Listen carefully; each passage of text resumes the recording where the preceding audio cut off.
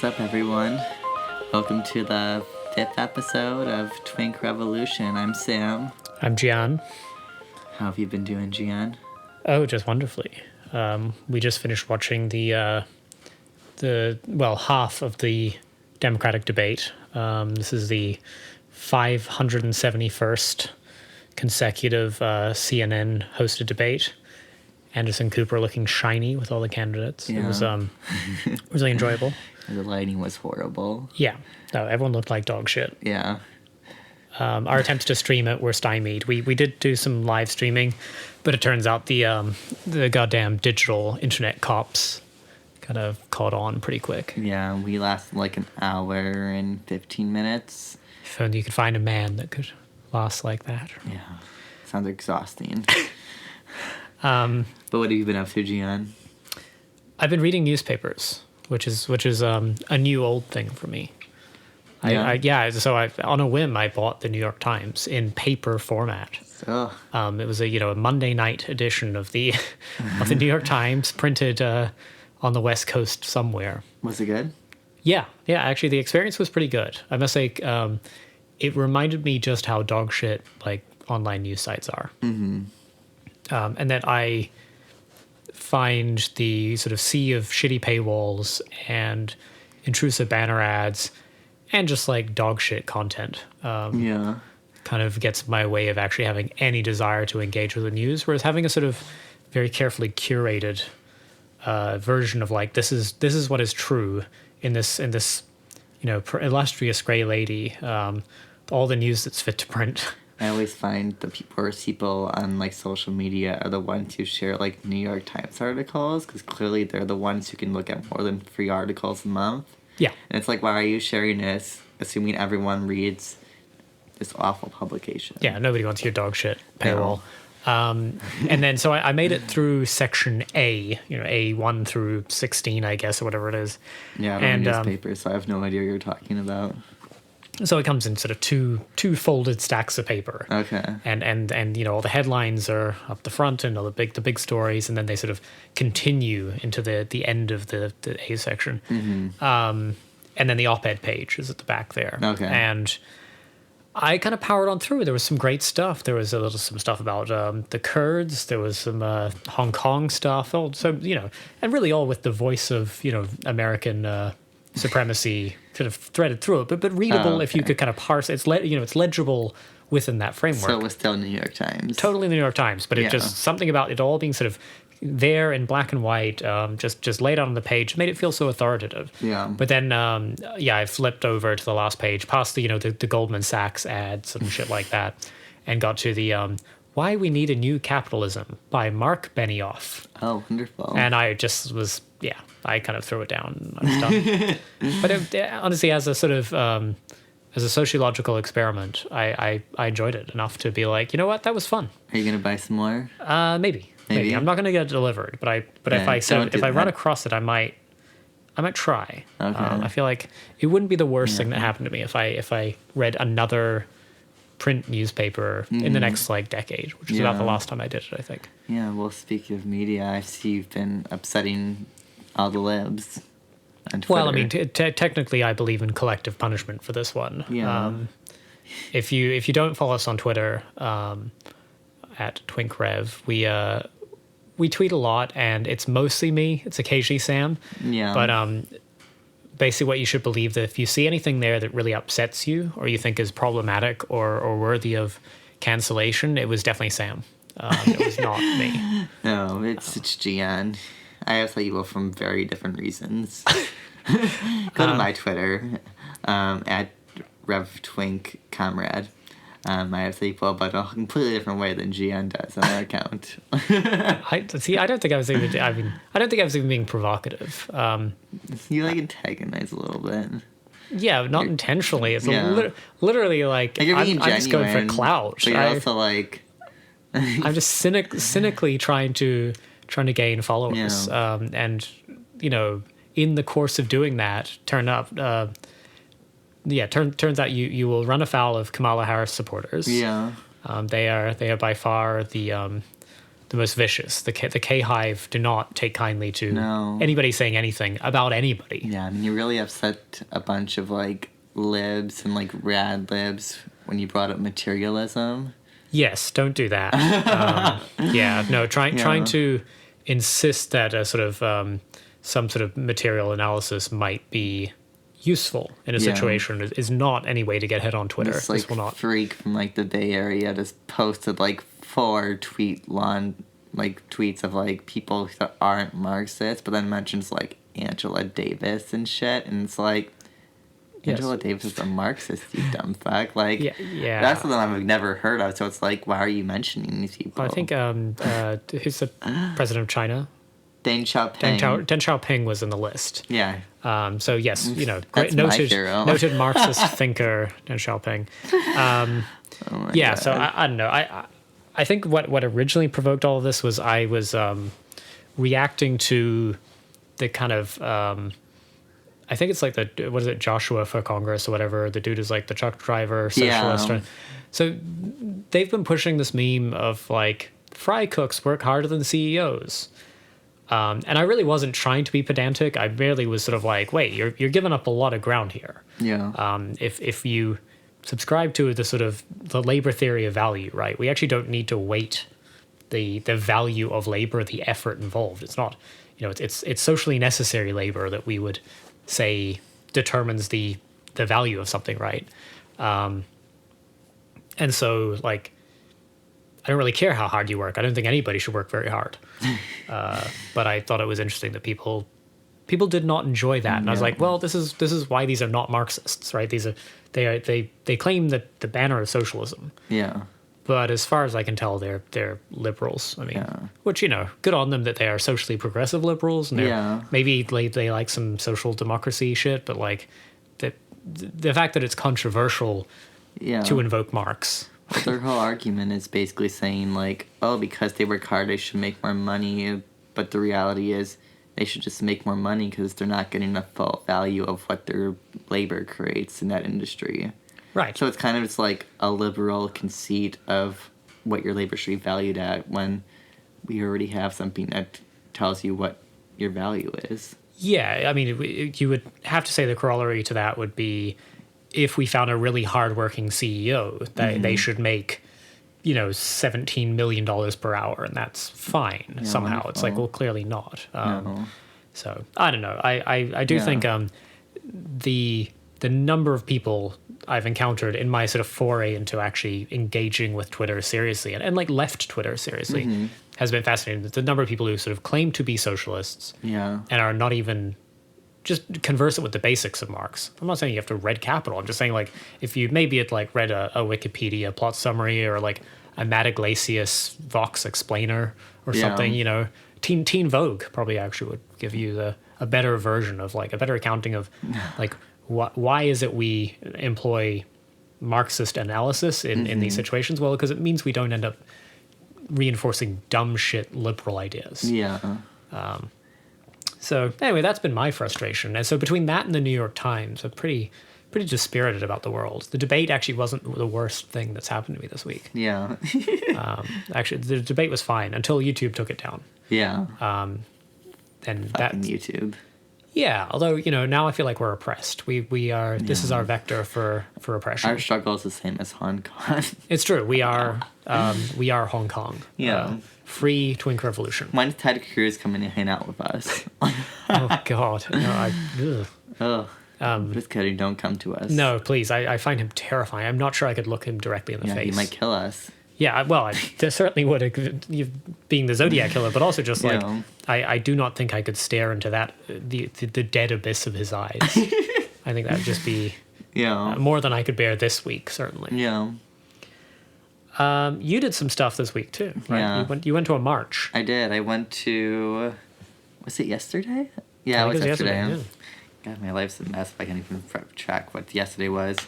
I went to the Close the Camps Now march, which was coordinated by Democratic Socialists of America and the Party for Socialism and Liberation and a bunch of other immigration and like immigrant-based groups in the Bay Area. The camps they're talking about here are the Boy Scout camps, yeah, right? The Boy Scout like anti-Boy Scout. We're sick and tired of them not liking the atheists. But no, it was really kind of like a combo of like Indigenous Day and like ending ICE concentration camps. And I thought it was really interesting. I thought it was really good. They had a lot of different speakers from various backgrounds. There's people who immigrated here from like Latin America who were Jewish, who left because of the Holocaust. They people from Korea talking about the wars and how war plays a role in displacing people into the U.S. And there's a lot of Latin American speakers talking about the role of the coups and stuff, which when we talk about immigration in the U.S. so often, we completely ignore the U.S.'s role in displacing people across the countries that are flooding here because they're basically like gang-riddled war zones. And so I was not there. Yeah. And lest anyone even think I'm not woke and fully on board with this social program. I was at work. I had to pay the bills.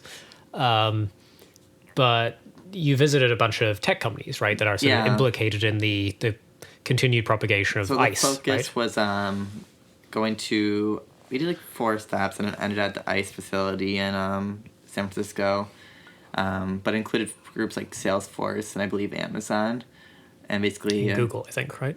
I think Google's another one of them. Yeah. Basically calling out their compliance with ICE and the whole immigration structures and how their software and stuff is being used to continue this vile human rights atrocity. Yeah, I mean, they these are companies that are nakedly profiteering, right? Yeah. And always in the, in the wokest way. So there's been an ongoing dispute, right? Within all of these companies, I think there's some movement for employees saying, we do not want to be party to the helping with deportations and tracking down undocumented people and profiting in this way. And then I feel like there's always the inclusion and diversity lead or whatever for the company will come out and give a wonderful statement about the importance of community and togetherness and the participation in the community. And then the CEO will be like, and we're keeping the contract, as it turns out, because it's incredibly lucrative. No, yeah, that's why it was really interesting, because unlike so many like lib-filled like marches and stuff around this issue, they actually made the key focus this contradiction of like, these groups pretend to be progressive, but they're part of the problem. Like, the state is run by the corporations. They're one and the same. And just how roles like empire and capitalism are the root of this evil, and just also the colonial aspect of it as well. There was a lot of indigenous people in the march, which was really nice to see. Yes, nice to see them not completely genocided, despite the best efforts of anyone involved. I mean, the cozy relationship between ICE, which is a government department that obviously has a lot of focus on it right now, just because, in some sense, the administration overplayed their hand with it.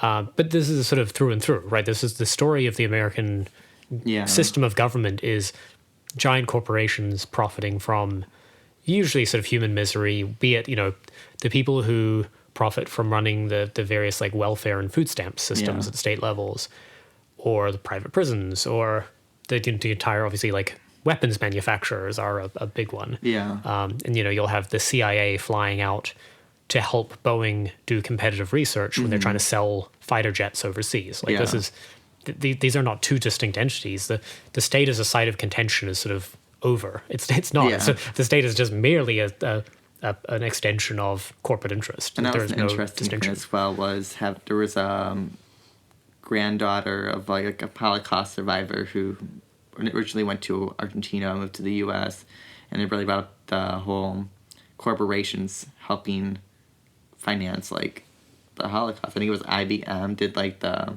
barcoding, or was it Intel? It is accounting machines. No, it was IBM. They brought that up, which I had no idea about. And then there was another girl who's a granddaughter of Japanese Americans who were interned, and brought up how one of those internment camps is being used as an ICE facility right now. Oh, lovely. Yeah. So it's just like Well, yeah, there's the we're old thing. We're not learning anything. We're just continuing the legacy of oppression of the most marginalized people. Yeah, well, nobody ever got fired for IBM was the old slogan, which was, particularly not in the Third Reich. Yeah. Yeah, so depressing. But it was really nice. I encourage everyone to try and attend marches and be with like-minded people, because the world's it's sort of galvanizing, really, isn't it? Yeah, some sense of solidarity and community, like through shared purpose. Yeah. It's pretty good. It does help you feel a little literally when I got there, one of the organizers was like, "Do you want to hold one of the banners?" And I was like, "Okay." And I literally held it for the whole march, which was like an hour and a half long. And God, my body is so sore. Well, yeah, I do think this speaks to maybe an ill-conceived route to all of this, in which you would never kind of look at you and think, here's somebody who can hold up a sign for 2 solid hours. I think this is our guy. I did it, though. Yeah, Sam's like 100 pounds wet. Well, they kept asking, like, "Oh, do you want to, like, switch out?" Because I did it for, like, the other banner. And me and the other guy who held it, I was like, I don't know, it was kind of fun to, like, lead a march, which I didn't plan at all. I just showed up. I was like, I don't know what I'm going to do. I'm just going to be there and check it out. And ended up being, like, a person who's, like, right behind all the speakers when the news was there and stuff. So, yeah. Wow. It was cool, though. I enjoyed it. There was another bit of news that came out. I think you drew my attention to it. Was it 1 in 5 teens who are not straight no longer identify as one of lesbian, gay, or bisexual? Yeah, well, not straight. It included, like, the whole LGBTQ plus, because... Yeah, that's what I'm saying, not straight. Well, trans people can be straight. No, but I thought this was specifically not including trans people. No, so it was a Trevor Project survey around mental health, and beyond just lesbian, gay, and bisexual, they got over 100 other identities, which includes things like romantic, sexual, and gender identity. So it wasn't just about sexuality, but it was about, like, romantic and gender identity as well. My goodness. So what were they identifying as? Yeah. I didn't really look at this. So there was quite a few, and honestly, when I was reading, I was like, what the fuck are these? Like, I've been around, like, I'm not, like, uneducated on any of this, but there was some where I was like, I had to go to Reddit 4chan, or, like, Reddit chains of, like, specific ones. So, I mean, some of the ones I mentioned in the article were, like, Aspectrum, which I'm familiar with. It's basically anyone who identifies, like, a member of the asexual community, so not being sexual or not having sexual attraction is a identity, which is okay. Which I have nothing to say about. And then there's gray sexual, where it's like you're part of the asexual community, but occasionally you have sexual attraction. So being not horny. Yeah, most of the time. Right. And then you have gynedemisexual. This one took me a while to figure out what it means. So demisexual means you're only attracted to people that I believe you have a strong personal connection to. So, like, they're not into, like, hookup culture. They're into, like, strong bonds before they start developing feelings. But the gyne part added to it means they're only into femme people. Interesting. So I assume that means people who are, like, femme women and, like, femme men, and I guess femme non-binary people. I mean, I don't know. And then the last one was abrosexual. So that means your sexuality changes all the time. So one day you could be like, oh, I'm pansexual. Next, like, oh, I'm a lesbian. And for me, I mean, I'm just, like, do what you want. But it comes to a point where it's like, are the struggles that you face anything even close to the general struggles of, like, the LGBT movement? I mean, I've never heard of anyone being kicked out of the home for being abrosexual. Like, well, I mean, I think I would kick any child of mine out of home for just for being insufferable. Though,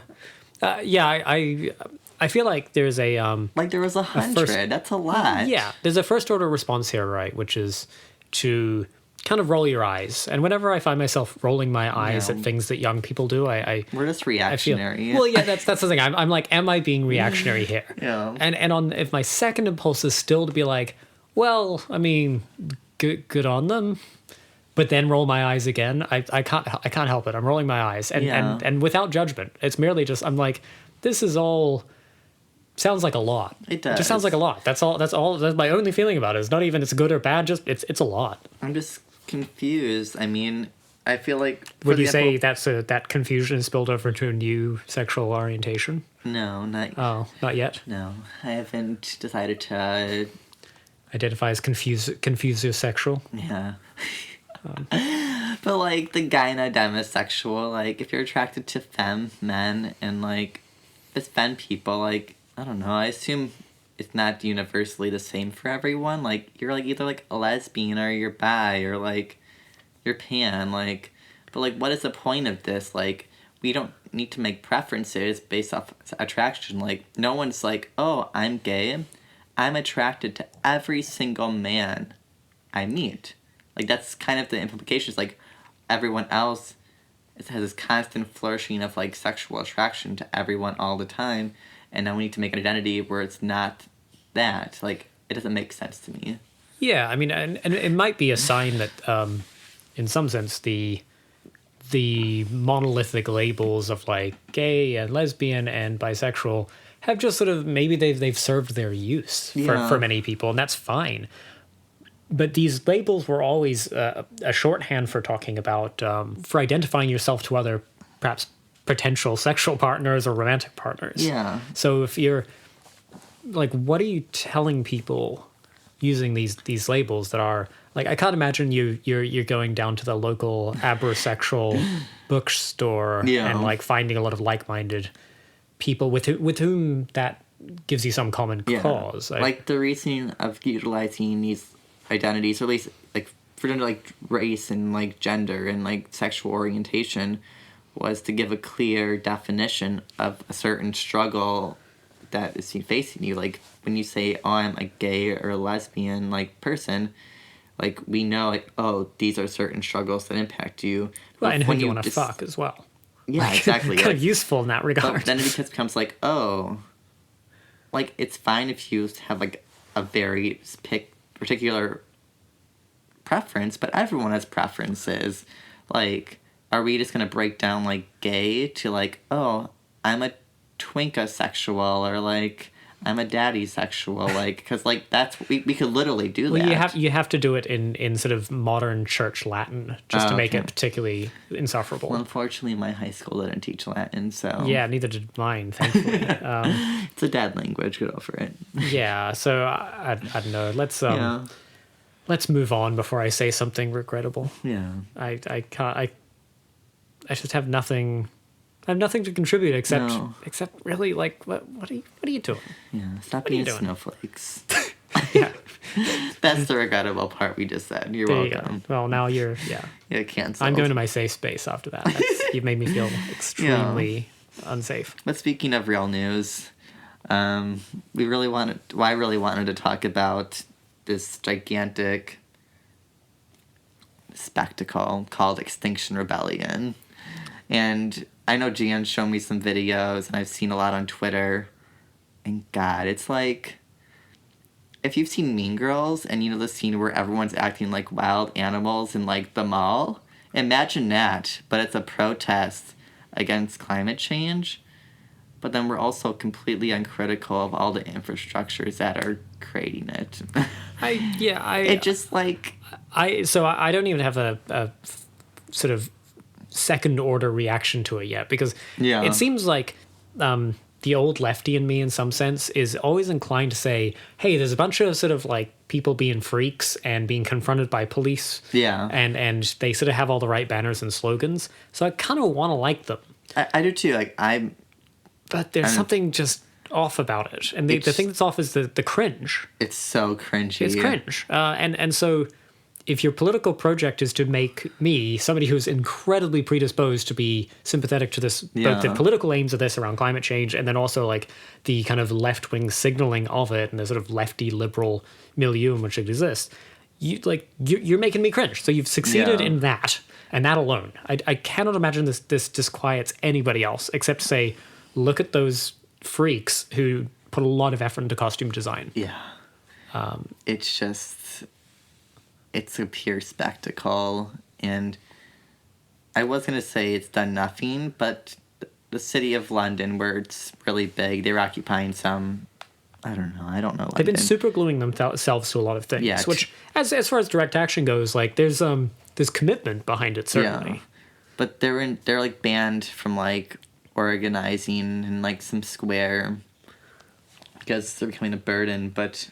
I think that they were in Trafalgar Square, weren't they? Yeah, that's what it was. Yeah, and they were ordered to clear the square because goddamn police state. But and then there was a raid on their like costume storage warehouse or something as well. Oh, was there? Yeah, there's been a lot of like the police are definitely reacting to them, which I think is always interesting, right? Yeah. Like that means they're doing maybe something right. I mean, the same thing can be said about like Antifa and like. Yeah, I mean, I think it's just impotent. Like people are kind of like, just leave us the fuck alone. Like, I'm all for mobilizing and stuff, but I feel like this lacks the proper praxis. Yeah, I mean, so I think the response you can have to this is that because the police are being heavy-handed against them, they must be attacking power. Mm-hmm. But it's actually not. They're attacking essentially public order. Yeah, that's what they're being. As far as I can tell, sort of chased down by various sort of like, oh, you littered in the square by throwing glitter or whatever. You super glued yourself to a public fountain or whatever. Like it's sort of it's these minor public order infractions of what they're being used for. And I don't kind of see that that's necessarily evidence they're attacking any power structure, troubling any power structure that might be able to change something about climate change. And I feel like I'd be willing to be like more skeptical of like that claim, but I've seen so many critiques of the organization, just the inability to acknowledge animal agriculture as like one of the leading contributors to climate change. Like they're not out and proud like anti-capitalist like organization. And they definitely don't critique the military-industrial complex, despite the Pentagon being the #1 polluter on Earth, and the military, at least in the U.S., is exempt from pretty much every environmental policy we created. And honestly, I think since the really early environmental movement, after the crackdowns, it really just shifted to this greenwashed environmentalist movement, where it used to be like people took on like nuclear testing and stuff like. Well, yes, putting yourself in harm's way that you could prevent it. Yeah. I mean, I'm a little bit reminded of when I was sort of in my teens in New Zealand. There was various things to do with oil drilling in the South Pacific at large, and Greenpeace at the time would sort of have activists like scale oil rigs and do a banner drop, and it was sort of like, yep, it is demonstrative. It illustrates an objection, that an objection exists. But what would invariably happen, right, is the activists would be arrested, the banner would be taken down, and then the oil rig would happily sail out into the ocean. Yeah. And go about and do its drilling. So at some point you sort of have to ask, like, is doing a dance in a kangaroo, like an arseless kangaroo costume in the middle of the street, like, what is your goal? Like, what does success look like in this criteria? I don't know. Like, to me, I'm not doing anything either. So like, fuck me too. But like, what are you doing except perhaps making normies feel like it's just a sort of, this is a fringe issue for freaks? It's a feel good thing, and I think it's also has a class element where people are already semi-comfortable in their like material standards, so this is their issue of concern. It's why the fetishizing around the youth and like climate change and stuff is such a big thing for a certain group, while like a lot of the most like undervalued working class people focus their efforts on things that actually materially impact them and are kind of like confused why they're not being acknowledged. But this is. Yeah, you would think that like the if you were to think the history of the environmental movement,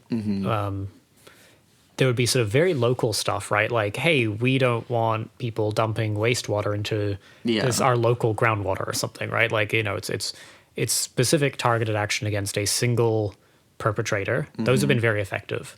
And obviously very hard fought battles. Yeah. And if even looking at something like Standing Rock and the Dakota Access Pipeline, very clearly like there's an objective and there's a clearly targeted enemy. Yeah. The other end of this, right, is like raising awareness. So it's the Coney 2012, like, let's raise awareness against a sort of an abstraction. Coney might be better because there was at least maybe an enemy or a target. But as far as I can tell, the act of sort of minor inconvenience targeted at sort of everyone and no one is not really doing anything. It feels like a little bit like the it's why you culture see jamming so many like of the leaders going, especially for like Greenpeace. Like, I know it's separate from Extinction Rebellion, but I think they're very there's a lot of crossover. Well, from, like, Greenpeace is certainly like of an older generation. But like, there's been multiple like leaders from Greenpeace who have gone on to work for like logging and like mining and like oil interest, or just outright climate change denial in multiple countries, Australia, Canada. Yeah. While like the rest of the leaders who like actually are like upset with this kind of like greenwashing aesthetic, like Paul Watson, the Sea Shepherd guy. Yes, distinct from Paul Joseph Watson. Yeah. He was one of the founders of Greenpeace, and now he actually interrupts the systems that are attacking like the marine ecosystems. Like, they fight poachers and whalers, cut open nets if they're illegally fishing, and like they blocked Japanese whalers. Like, that's what you need. Like, Standing Rock is another good example of like you're actually disturbing things. Like, right, you can take direct action that is meaningful, and obviously that direct action can end up being fruitless. Yeah. But at least sort of success means you confront a nameable enemy and you beat them. Yeah. Turns out dancing in the streets, like growling and acting like crazy animals, it's not. Well, yeah, the cringe. We're back to the cringe. I do not want to have to feel that uncomfortable. Yeah. And I'm feeling uncomfortable about the wrong thing. The sort of threat of climate, inevitable climate apocalypse, scorching the entire earth and it becoming uninhabitable, that makes me uncomfortable at some level. But watching people in fucking underwear and kangaroo legs bouncing around like bopping and twerking or something just makes me so much more uncomfortable at a fundamental level. I feel like if I went to one of these things, I would just be standing there and be like, what the fuck is going on? I couldn't stay. That's no, it would make me so I would have to uncomfortable. leave. But it's the thing, I'm sorry, I'm kind of socially maladjusted and I would not be able to endure that. It'd be way too much for me. So really, my personal comfort is how I think all future environmental movements should be configured. If people could take that into account, my desire to not have to deal with a lot of cringe. I think the one thing that just kind of pushed me over the edge of wanting to like care about this particular group and movement is the whole like SOS Bolivia like protest across Europe at the Bolivian embassies, which is basically a front for enacting like an oust of the social democratic government of Bolivia. Evo Morales, right? Morales. Okay. And this whole thing was pushed by this woman named Janice Vacadaza. I probably butchered that, but she's been working for like human rights groups and working with the Extinction Rebellion to like fight against this person. But when you looked into her record, she's not like this person for a very long time. Like, she's literally had memes where she's like posted like the Hitler stash on Morales. Yeah. Lovely. And when you look at the history of Bolivia prior to Morales, it was massive gas privatization. Their water was privatized. Inflation was like a 2,300%. And seems sustainable. They were full of IMF and World Bank loans. And just to give some perspective on what he kind of accomplished, he became president in 2005 and is up for re-election in or in October. Okay. Which is why it's so pushed on him. Right. This is why this has become an issue now. Yeah, but he's the first indigenous president of Bolivia ever, and he was a former trade unionist, so, like, he's been in, like, the struggle for quite a while. But under him, GDP tripled, the minimum wage grew by, 4 times its amount for the poorest people. Extreme poverty went from 38% to 17% in 10 years. Not bad. Which brought 2 million Bolivians out of extreme poverty. He also got rid of all of IMF and World Bank loans and, like, debt. Well, I'm surprised he's living, honestly. Yeah. And he also renationalized a bunch of the resources and increased health, education, and poverty programs by 40%.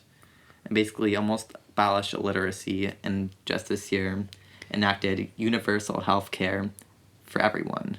Wow. So he's not... So, you know, a common trope against leftist leaders in Latin America, right, is that they're shady dictators or something. He's not really been tarred with this, right? He's not... There was literally a Washington Post article saying, like, oh, if Morales wins again, democracy will die.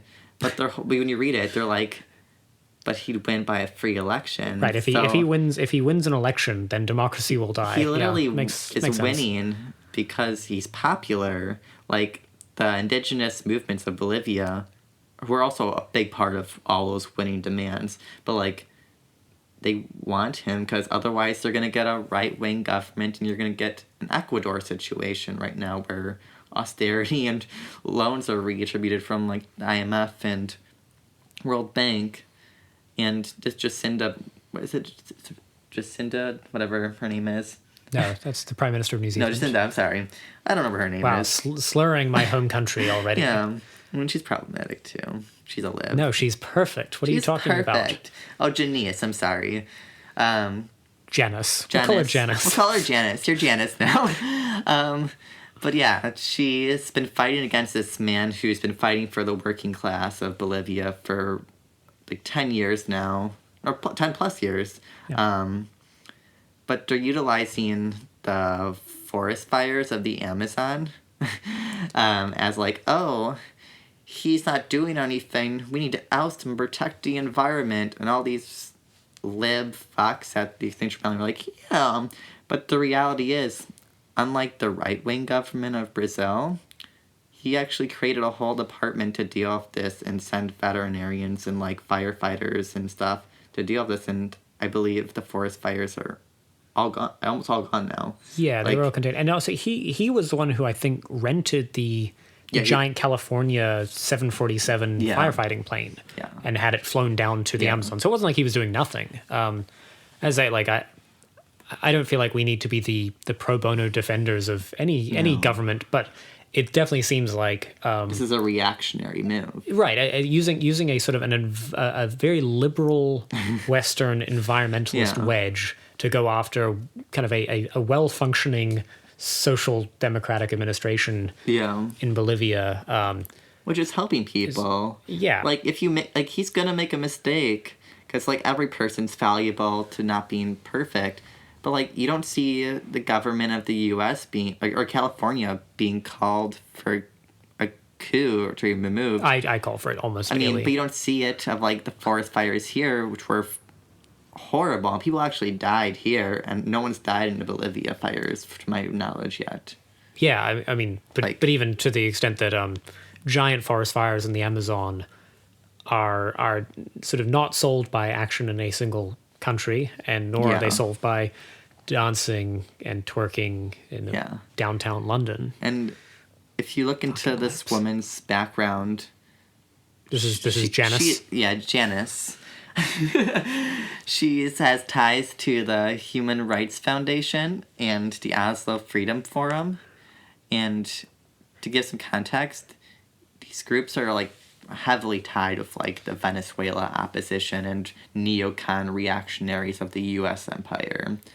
I always get my so it turns out putting human rights into the name of your foundation is almost always shady. Is it Human Rights Watch? No, it's Human Rights Foundation. Oh, because Human Rights Watch are also like a pretty shady, like group that tends to cuddle up to neocons. Human Rights Foundation sound entirely charming. And then the Human Rights Campaign is the gay one who are total neolib shitheads. So we're 3 for 3. This organization has said nothing about Bolsonaro since he's been elected, which really shows, all their organizations, they've also Freedom Forum, basically where they bring in, like, oppressed groups or, like, opposition groups from, like, basically all the countries the U.S. deems to be evil and awful, and they all talk, and turns out a lot of them become the opposition leaders in their countries, and then we, figure. back with, like, CIA front groups like the National Endowment for Democracy. So auspicious name, isn't it? She's also like has close ties to people like Leopoldo Lopez, who was I think he tried to have a coup in Venezuela, like basically calling for like the privatization of like oil and stuff, despite that being the main funder of programs. Sounds utterly charming. It kind of brings back the idea that environmental groups are being like a front group for right-wing causes. Like, they're not challenging any system of power and... Well, in this case, they are. Any kind of worker or popular power, like mass... Yeah. Any broad-based power, they'll certainly challenge that. Yeah. And for me, there's always sort of a bleed over between the completely solipsistic nihilism of these people, and I know they are not sort of primitivists, but there's a thread that goes through both of them, right? Which is to sort of say, even if you take a charitable reading, me feeling good about how the environment is being treated is more important than any human lives on any scale, which is absolutely monstrous. Like, it turns out like we should of course ensure that the environment is protected as best we can, but the idea that you would sort of slaughter any number of poor people to accomplish that aim in a far off land is just horrendous. Yeah, and I don't even think she actually cares. I think she just saw this happening in the country and kind of pushed a media narrative, and she basically blew up in the media of this whole, we need to fight Evo Morales, he's an authoritarian leader. And this woman's crazy. Like, she went to Harvard and did like a program that trained a bunch of reactionaries from like Latin America. I guess like, the Harvard International School for Torturing the Harvard Kennedy School. And then also that's what I said. Like, dissertation was like authoritarian governments of Latin America, which we can tell probably just means anyone who's not a like neolib fuck. Well, you know, if you're not getting the State Department stamp of approval, are you really, you know, a freedom lover? Yeah. I can't, you know, Pinochet is, you know, clearly a good model for free governance in South America. And it's so sad because, like, even I was like kind of like, oh, he's doing bad things initially, but like when more stuff came out, I was like, oh, I'm not being told the whole part of the story, and the media is really pushing this while completely ignoring the struggles in all the countries we're partners with, like Iraq and Ecuador and Haiti and Algeria and France. Like we're clearly being silenced out the real movements while we're heavily pushing up reactionary groups. And so what's Janice's connection to Extinction Rebellion? She just worked with them to do this whole SOS Bolivia campaign, and actually the Spanish government helped like fund some of the events as well, you know, the colonizers of Bolivia. Because the SOS movement has been used in various other sort of Latin American uprisings, right? The like pink tide governments, if you notice it. So it's like was Venezuela, it was Nicaragua, and now it's Bolivia. Wonderful. Yeah. Yeah. So. And that's not us saying, like, all these governments are amazing and perfect, but also it's having the context of, like, what's going to materially impact the working class the most, and more often than not, it's going to be awful. Just look at what happened to Brazil. We removed the left-wing government, which had definitely issues. Like, they weren't, like, a socialist government, but now you get, like, more forest fires and gay politicians leaving the countries and austerity measures. Like that's your options. Yeah, I mean, and to the extent that it always bears repeating that it's really not up to us, and it's certainly not up to kangaroo-footed motherfucking weirdos in the streets of London, right? That's not. This is not how one should be determining who runs Bolivia. Yeah, she also when her really big campaign pushed up, she met with what the fuck's her name? Remember the girl in the New York Times who did the Venezuela video, and everyone found out it was like the financial. Oh, that she like worked, or her father worked for a bank in Miami or something. And where she's her mansion was She was tweeting from her mansion being all like, I'm here in Venezuela and it's terrible. Well, she's never even been to Venezuela. Right. I mean, she was fake. I think she was fake tweeting from Venezuela. Turns out they were like hanging out and stuff. And like, it's like, she's not a trustworthy person. Like, her dad had a major role in like trying to oust the Chavista government of Venezuela to enact like mass neoliberalization and austerity. Like, it is funny, right, that in the the 70s particularly, the rate at which we sent in just absolute CIA ghouls, and we couldn't get enough of them. It was just like full employment for fucking ghouls through the entire decade, because we sent a constant stream of them to particularly Latin America, but basically the entire world, and they were sort of shadowy, and they had big collars and lapels, and they sort of cheap sunglasses or whatever, and they would topple governments. We're doing exactly the same thing, but with a sort of weird like Instagram hot girl like aesthetic to it all. Yeah. It's literally like, just having good times here, toppling a government. I work for Bill Nye. Like, that was the Venezuela girl. She worked for the Bill Nye show, which created the horrible viral video of like the sexuality and gender spectrum rap. Oh my god. Is that the one you mean? Yes. Back to cringe again. Yeah, so cringe. Yeah, I'm going to burn down the fucking Amazon if they make another one of those. And it was funny, I know we talked about it in our last episode, like Instagrammers, like talking guys like imperialist, like neocons. And one of them was like part Bolivian, and she literally pushed this whole message, which initially made me aware of it. And she's clearly a person of means and like not an indigenous person, like, and basically it's pushing himself and like, he's an awful person, he's just like Bolsonaro, and I'm like, oh no, and like stop talking, like, you're not here to give us political opinions. Like, well, I mean, the predictions of these contradictions and environmental collapse, right, and the many contradictions of capitalism would always lead to an emergent class consciousness. Because unfortunately, it's just the shithead ruling class that has developed a wonderful class solidarity amongst themselves, all sort of in a wonderful Valencia filter. Everything looks good, and sort of get that nice sepia photo of you executing some fucking left wingers in the jungle. It's gross. It is really gross. And the green movement, if they actually want to make substantial demand, like wins for the environment, you need to focus your efforts on capitalism and a U.S. military. If you don't do that, you're just wasting your time. It's all like, don't drink plastic straws and you should go vegan. Yeah, don't drink plastic straws. That sounds unhealthy. Or like, China's eating more meat, and it's like, who cares? Yeah. Like, giant Chinese pigs or whatever are not actually going to be the thing that kills us all. There is really, I think, if you cannot identify what success would look like, then you're doing activism in service of nothing. If your victory condition is we raised awareness, it's like great, that this is catharsis for you, and the planet will burn anyway. Yeah, fuck you.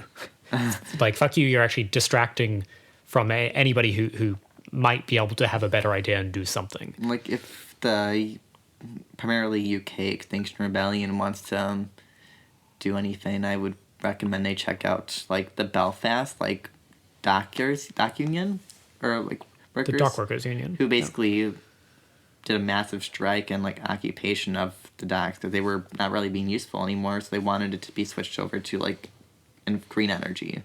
Like, that's how you win. Like, eco-syndicalism is actually a really good thing. Like, focusing union labor with environmental demands through an organization is the way I think you'll probably have the best chance of winning these things. It sounds more productive than cathartic dancing. And it makes me sound like I'm anti-dancing. I'm really not. No. Just dance because you want to. Dance sexier. Not because you think you're... for one, do it sexy, but also do it because you enjoy it, not because you think you're changing the world with it. Yeah. Like, learn how to do some aesthetics. I mean... Yeah, just don't look like a fucking goofball. Like, if you're gonna protest and make it ornate and, like, crazy, like, at least make it cool or, like, fun. Like, don't make it be like... What kind of acid are these people on? So one of the things I did come across in the New York Times is a topic that I've been studiously avoiding. Yeah. Which is Hong Kong. And the way they led with it was Hong Kong policeman stabbed in neck by protester. Yeah. Or sorry, no, Chinese. It was a Chinese policeman or mainland Chinese policeman being stabbed in the neck by a protester. So finally, they talk about police, but in a way that's like defensive of the protesters.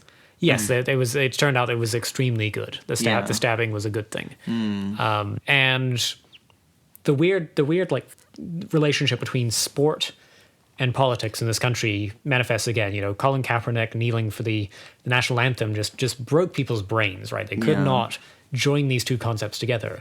But it's happened again with basketball hero LeBron James. Yeah. So the NBA's been really pushing to kind of branch out and do more in China, which makes sense. I mean, it's one of the largest economies in the world. And politicians are having complete brain meltdowns. Like, AOC is doing this thing calling against the NBA. A lot of people like Ted Cruz because they don't have free speech and stuff there. But the reality is, no sports game allows you to do political speech. Like, what did LeBron say? So LeBron wasn't the problematic one. Houston Rockets general manager Daryl Morey basically tweeted a pro-Hong Kong thing, and China was upset by this and closed a bunch of like some of the planned like speaker things. And basically LeBron James, when asked about it, because, you know, that's who I ask about political questions is athletes. Well, I mean, in fairness, Kaepernick is a decent person to ask about. But basically he responded and reacts like, what are your thoughts? He's like, yes, we all do have freedom of speech, but at times there are ramifications for the negative that can happen when you're not thinking about others and you're only thinking about yourself. So basically he talked about, yes, there's consequences to free speech, and this person wasn't thinking in the interest of everyone in the NBA, but instead for themselves. And it kind of, well, for one, corporations are not moral figures. So, like, of course they're going to backtrack in a country where they want business. Like, that's the whole point of capitalism. And everyone's freaking out, like, the Hong Kong protesters are burning LeBron James jerseys. Everyone in the U.S. is freaking out about it as well. And it's like... Well, I kind of like this as a trend because the funny thing is that the phrasing of the LeBron James tweet was kind of felt like it could have been put out by the Communist Party of China. And so I sort of like the idea of major sporting figures just sort of quoting Mao from now on. I think, you know, sort of Mao's wonderfully sort of pithy things. You know, was it you know, communism is not love. It is a weapon with which we smash our enemies or whatever. I'm probably misquoting there. But, you know, I think this could be a great sort of pre-game ritual. Get on the court, you, like, read from the Little Red Book, do a few chants, maybe with a bit of self-crit. I think this could be really just a new, much more engaging way to watch sports in America. I would engage. I would start watching. But basically all the neocons are just, like, getting off on it. And, like, another incident happened during this whole, like, kind of NBA push in the country, and this guy named John Schweppe did a video live of being told to put away his sign saying "Free Hong Kong," another one saying like "Google Uyghurs," which are like one of the Muslim minority groups in the country. and they were like told by the security, like, put your stuff away. We don't allow political speech, which is the same thing the U.S. does. Not to say it's good or bad. Yes, it's literally, I think it's a criminal act to kneel during the national anthem in a sports game now, right? But it turned out this guy is part of the organization in the U.S. called American Principles, which is a Christian fundamentalist, like, neocon group, which wants to, like, ban gay marriage and abolish abortion and, like, wants to return, like, U.S. to, like, traditionalist, like, old school ways. So, like, the media is pushing him as, like, oh, this guy's just a human rights offender, but it's, like, clearly not. Like, it's because they are just so upset with, like, a country that even names itself communist. I mean, I don't think it's a communist country. That's my personal opinion. But, like, having any power and, like, they're feeling threatened, in my opinion. And also the fact that it's likely people who are upset about this are the ones who were upset about Kaepernick doing the knee. I think the, like, Blizzard esports players had a bunch of similar issues, right? Where, like, there was some, like, I don't know gaming, man, but, like, yeah, we don't watch sports. I don't watch esports either. Yeah, but there was various things held up during games that then resulted in accounts being banned and winnings not being paid out. And I think Blizzard backtracked out of embarrassment, but it turns out all consumption of media and culture is the only way we know how to express any political idea, even if we are not particularly well informed about it. And also, like, this idea that the rest of the world values this idea of free speech like the U.S. is kind of just a lie we're all told. I mean, you're from New Zealand, so you can, like, attest that the idea of free speech is not viewed the same way it is in the U.S. It's not considered universal, although the conflation of sports and politics has a pretty famous history there, and got just as hostile a reaction. It's been sort of rewritten in history, but during apartheid South Africa, there was a sort of center-right government in power that was one of the few governments willing to play rugby against South Africa and let them do a racially selected team come to New Zealand. And there was a lot of pitch invasions. There was quite an organized protest block to a group called Halt All Racist Tours, who, were beaten. They were beaten by, angry sports fans. And it was really very hostile. They managed to get a game canceled by... they circulated a rumor that one of the protest organizers was dying of cancer and had a private planes license. Really? And that he was going to crash a plane into the stadium. This was the early 80s. This played out, and they eventually, the tour was stopped. But yeah, so there's sort of, I would say, even in a polite social democracy like New Zealand with a fairly storied history of having an actual Labour Party, you still get this visceral response to the idea that sports and politics just do not belong together, and there's no reason for these two non-overlapping magisteria to intersect. That's our take. We're not going to view like hot take on the Hong Kong situation as a whole. I'm actually defecting to China now. We're going to become comrades with them, along with the Iran and Assad. I think we will be broadcasting our next episode from Beijing, from our complex in Beijing. Wonderful. We'll become models. We're taller than them, so there's a high demand. All right, well, that's it for our show this week.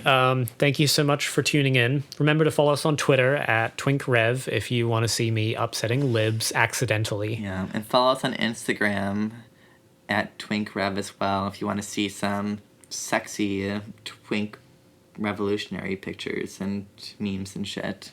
Cool. And you can also check out the live stream, the first hour of the live stream we did during the debate on YouTube.